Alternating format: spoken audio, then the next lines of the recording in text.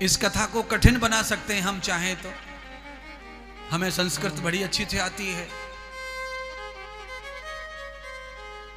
पर जिस तरह हम सुना रहे हैं, ये महान होके भी सरलता से जब आपके कानों में पड़ रही है, तो आपका कान इसे पचा रहा है, सहन कर रहा है, आनंदित हो रहा है, आपका हृदय भी मगन हो रहा है, आपकी आत्मा भी मगन हो रही है। और ये शब्द जब कठिन हो जाएंगे, केवल संस्कृत बोलूंगा तो कान नहीं पचा पाएंगे। अच्छा बोलो, ज्यादा गर्म तेल कान में डालेंगे तो पचा लेगा? कैसा तेल डालना चाहिए फिर कान में? न ज्यादा गर्म न ज्यादा कान में सहन हो जाए, ऐसा तेल डालते हैं तो कान के रोग निकल जाते हैं। हाँ, बस यही आइडिया है मेरे पास। सहता सहता तेल डालो कान में, सब मैल बाहर आएगा फूल फूल के।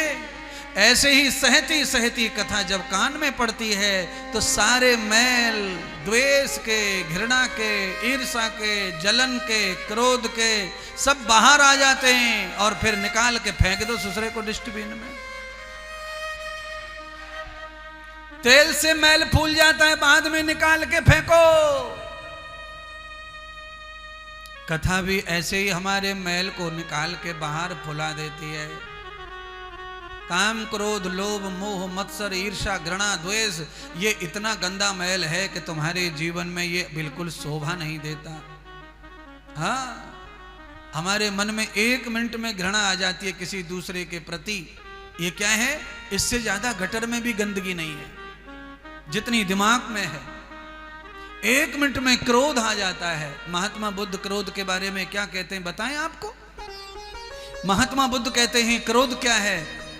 तो महात्मा बुद्ध कहते हैं, जलते हुए लाल कोयला नंगे शरीर पर डालने पर जो तकलीफ होती है, वही तकलीफ क्रोध से होती है शरीर को। पर आदमी को क्रोध झटपट आ जाता है, और उसको ऐसा लगता है क्रोध करके मैं सामने वाले को डरा दूंगा।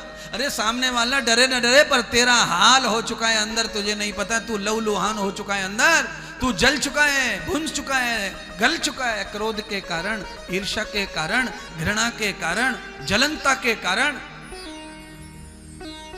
किसी की खुशी बर्दाश्त नहीं हो रही है, किसी का आनंद बर्दाश्त नहीं हो रहा है। ये क्या है? ये किसी की हानि नहीं है, ये तुम्हारी खुद की जो मैल भरा हुआ है, वो जलते कोयले की तरह तुम्हारे अंगार लगा रहा है। इसीलिए क्रोध नहीं आना चाहिए। क्रोध को जितना हो सके शांत करो, क्रोध को जितना हो सके सरल करो। ये कौन कह रहा था? पार्वती को सिखा रहे थे शंकर। अब शंकर कहाँ हैं? व्यास जी के घर। अरणी माता के मुंह पे त्रिशूल लगा के खड़े हैं शंकर। अरे निकालो निकालो उसको जल्दी, मेरे दुश्मन को निकालो निकालो। अरणी माता कहती है कि मैंने कुछ डाला ही नहीं है, तो निकालू कहां से?